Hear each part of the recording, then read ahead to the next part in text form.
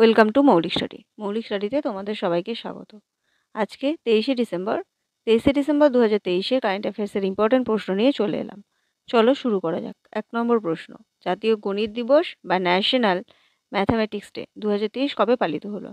এটা 22শে ডিসেম্বর পালন করা হলো। প্রতি বছর 22শে ডিসেম্বর ইতিহাসের অন্যতম সেরা গণিতবিদ শ্রী রামানুজনের প্রতিভাকে স্মরণ করে জাতীয় গণিত দিবস হিসেবে পালন করা হয়। অ্যাকচুয়ালি তার জন্মদিন এই দিন, তার সাথে মিল করেই এই দিবসটা পালন করা হয়ে থাকে।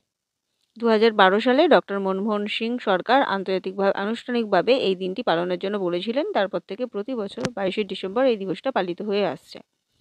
2023-এর থিম হচ্ছে ম্যাথামেটিক্স ফর এভরিওয়ান। পরের প্রশ্ন 2 নম্বর, সম্প্রতি কবে বিচারক অ্যাডভোকেট জেনারেল কপস দিবসের 40 বছর পূর্তি উদযাপন করছে? এটা হচ্ছে 21শে ডিসেম্বর। বিচারক অ্যাডভোকেট জেনারেল বিভাগ ভারতীয় সেনাবাহিনীর বিশিষ্ট বিচার বিভাগীয় এবং আইনি শাখা একটি গুরুত্বপূর্ণ উপলক্ষকে স্মরণ করে 21শে ডিসেম্বর 2023-এ 40তম যে বছর এটা কপস দিবস সেটা উদযাপন করছে। এটা আর্মি অ্যাক্টের জন্য বিলের ঐতিহাসিক প্রবর্তনের সাথে অনুরণিত। 1949 সালে সংসদ একটি সংজ্ঞায়িত মুহূর্ত সামরিক বাহিনীতে আইনি ব্যবস্থার ভিত্তিতে স্থাপন করা হয়েছিল। পরের প্রশ্ন 3 নম্বর, সম্প্রতি কোন লেফটেন্যান্ট ভাইস অ্যাডমিরালকে মরণোত্তর বীর চক্র দিয়ে সম্মানিত করা হয়েছে? এটা হচ্ছে বিনয় রায়চৌধুরী। ভারতীয় নৌবাহিনীতে সম্মানিত প্রশিক্ষণ প্রতিষ্ঠান আইএনএস শিবাজিতে অনুষ্ঠিত একটি অনুষ্ঠানে বীর চক্র, যেই পুরস্কারটি মরণোত্তর প্রয়াত ভাইস অ্যাডমিরাল এটা বিনয় রায়চৌধুরীকে দেওয়া হয়েছে। গৌরব ও শ্রদ্ধার সাথে এটা অনুষ্ঠানটা 18 ডিসেম্বর এটা হয়েছিল। বীরচক্র হচ্ছে যুদ্ধক্ষেত্রে, স্থলে, আকাশে বা সমুদ্রে যেখানেই হোক না কেন বীরত্বের কাজগুলির একটি প্রমাণ হিসেবে তাকে দেওয়া হয়। পরের প্রশ্ন 4 নম্বর, সম্প্রতি কে ভুটানের ন্যাশনাল অর্ডার অফ মেরিটে সম্মানিত হয়েছেন? এটা হচ্ছে ডক্টর পুনম ক্ষেত্রপাল সিং। ভুটানে জনস্বাস্থ্য পরিষেবায় তার অসামান্য অবদানের জন্য একটি উল্লেখযোগ্য স্বীকৃতিস্বরূপ বিশ্ব স্বাস্থ্য সংস্থা এর দক্ষিণ পূর্ব এশিয়ার আঞ্চলিক পরিচালক ডক্টর পুনম ক্ষেত্রপাল সিংকে ভুটানের ন্যাশনাল অর্ডার অফ মেরিট, যেটা হচ্ছে তোমার NOM, এই পুরস্কারটার স্বর্ণপদক তাকে দেয়া হয়েছে। 17 ডিসেম্বর অনুষ্ঠানে এটা দেয়া হয়েছে। 116তম জাতীয় দিবস উদযাপনের সময় ভুটানের ড্রাগন রাজা জিগমে খেসার নামগেল ওয়াংচুক এই পুরস্কারটি দিয়েছেন।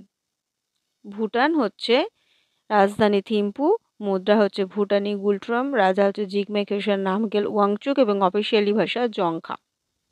পরের প্রশ্ন 5 নম্বর, সম্প্রতি কোন মহাকাশ সংস্থার তৈরি Chandrayaan three moon mission Leif Erikson lunar prize অর্জন করেছে? এটা হচ্ছে ইসরোর তৈরি, এটা সবাই জানো তোমরা।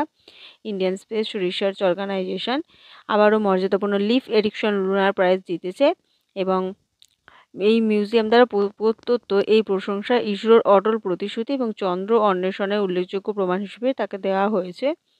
এটা হচ্ছে ইসরোর যুগান্তকারী চন্দ্রযান-3 মিশন এবং মহাকাশ সম্পর্কীয় রহস্য সমাধানের জন্য এই পুরস্কারটা দেওয়া হলো। ISRO Indian space research organisation সদর দপ্তর বেঙ্গালুরুতে অবস্থিত। প্রতিষ্ঠা হয়েছিল 1969। প্রতিষ্ঠাতা বিক্রম সারাভাই, বর্তমানে চেয়ারপারসন এস সোমানাথ। পরের প্রশ্ন 6 নম্বর, সম্প্রতি কোন রাজ্যে জেলাগুলির জন্য হোয়াটসঅ্যাপ চ্যানেল চালু করেছে? এটা হচ্ছে উত্তরপ্রদেশ রাজ্য করেছে। উত্তরপ্রদেশের পুলিশ তার সদর দপ্তর এবং সমস্ত জেলা ইউনিটের জন্য হোয়াটসঅ্যাপ চ্যানেল চালু করেছে এবং দেশের হয়ে প্রথম জনসাধারণের প্রচার ও স্বচ্ছতা বাড়ানোর দিকে একটি গুরুত্বপূর্ণ পদক্ষেপ নিয়েছে। এই উদ্যোগের লক্ষ্য হলো জেলা পুলিশের প্রশংসনীয় কাজের প্রচার করা এবং অপরাধমূলক এবং আইন শৃঙ্খলার ঘটনার গৃহীত পদক্ষেপের বিষয়ে সবাইকে সরবরাহ করা। উত্তরপ্রদেশের পুলিশ ডিরেক্টর জেনারেল বিজয় কুমারের দূরদর্শ নির্দেশনায় এইটা করা হলো।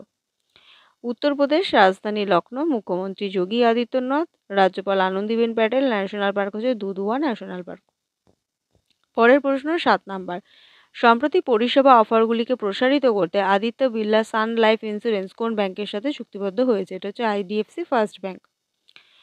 নিজেদের পরিষেবা অফারগুলিকে প্রসারিত করতে এবং তাদের বাজারে উপস্থিতি শক্তিশালী করার একটি কৌশলগত পদক্ষেপে আদিত্য বিড়লা সান লাইফ ইন্স্যুরেন্স IDFC ফার্স্ট ব্যাংকে একটি ইন্স্যুরেন্স পার্টনারশিপের মাধ্যমে চুক্তিবদ্ধ হয়েছে। এই সহযোগিতার লক্ষ্য হচ্ছে IDFC ফার্স্ট ব্যাংকের শক্তিশালী ডিস্ট্রিবিউশন নেটওয়ার্ককে কাজে লাগিয়ে ব্যাংকের ব্যাপক গ্রাহক বেশকে ব্যাপক সীমা সলিউশন প্রদান করা। আদিত্য বিড়লা সান ইন্স্যুরেন্স কোম্পানি যেটা, এটা 2000 সালে প্রতিষ্ঠা হয়েছিল। আর আইডিএফসি ফার্স্ট ব্যাংক, এটা হচ্ছে তোমার সদর দপ্তর মুম্বাই, বর্তমানে সিইও হচ্ছে ভি বৈদ্যনাথ, আর এটা প্রতিষ্ঠা হয়েছিল 2015 সাল। পরের প্রশ্ন 8 নাম্বার, সম্প্রতি কোন ব্যাংকের নির্বাহী পরিচালক হিসেবে সন্দীপ বাত্রা পুনর্নিযুক্ত হলেন? এটা হচ্ছে আইসিআইসিআই ব্যাংক। একটি উল্লেখযোগ্য অগ্রগতি হিসেবে আইসিআইসিআই ব্যাংক এক্সিকিউটিভ ডিরেক্টর হিসেবে সন্দীপ বাত্রার পুনর্নিযুক্তির জন্য রিজার্ভ ব্যাংক অফ ইন্ডিয়ার অনুমোদন পেয়েছে এবং তার পুনর্নিযুক্ত 23শে ডিসেম্বর 2023 থেকে বাড়িয়ে 22শে ডিসেম্বর 2025 পর্যন্ত করা হয়েছে। সন্দীপ বাত্রা তিনি 2018 থেকে কর্পোরেট সেক্টরের অধীনে আইসিআইসিআই ব্যাংকের বোর্ডে ইডি হিসেবে কাজ করছে। আইসিআইসিআই ব্যাংক ওটা হচ্ছে ভারতীয় বহুজাতিক ব্যাংক এবং আর্থিক পরিষেবা সংস্থা, যার সদর দপ্তর মুম্বাই অবস্থিত। সিইও হচ্ছে উনি সন্দীপ বাত্রা, আর হচ্ছে প্রতিষ্ঠা হচ্ছে 1994, সদর দপ্তর মুম্বাই তো বললামই। পরের প্রশ্ন 9 নাম্বার, সম্প্রতি সমীক্ষা অনুযায়ী ভারতে 2022 সালে বাঘের আক্রমণে কতজন মারা গেছে? এটা হচ্ছে 112 জন।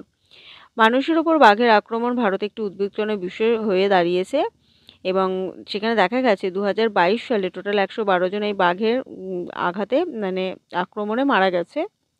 বন, পরিবেশ, জলবায়ু পরিবর্তনে কেন্দ্রীয় মন্ত্রী ভূপেন্দ্র যাদব লোকসভায় একটি কথায় সেখানে তিনি বলেছেন এবং এখানে দেখা গেছে মহারাষ্ট্রতে সবথেকে বেশি লোক এখানে মারা গেছে, সেখানে 85টি কেস দেখা গেছে। পরের প্রশ্ন এবং লাস্ট প্রশ্ন 10 নাম্বার, সম্প্রতি কোন রাজ্য গুয়াহাটিতে মহিলাদের এবং এএআই পুরুষদের টাইটেল ইভেন্ট জিতেছে? এটা হচ্ছে মহারাষ্ট্র। দক্ষতা এবং সংকল্পের একটি অত্যাশ্চর্য প্রদর্শনে মহারাষ্ট্র গুয়াহাটিতে 75তম inter state inter zonal badminton চ্যাম্পিয়নশিপে মহিলা দলের ইভেন্টে বিজয়ী হয়েছে এবং ব্যাডমিন্টন অ্যাসোসিয়েশন অফ ইন্ডিয়া দ্বারা আয়োজিত এই ব্যাডমিন্টন মহারাষ্ট্রের মহিলা দল 3-0 ব্যবধানে জিতেছে।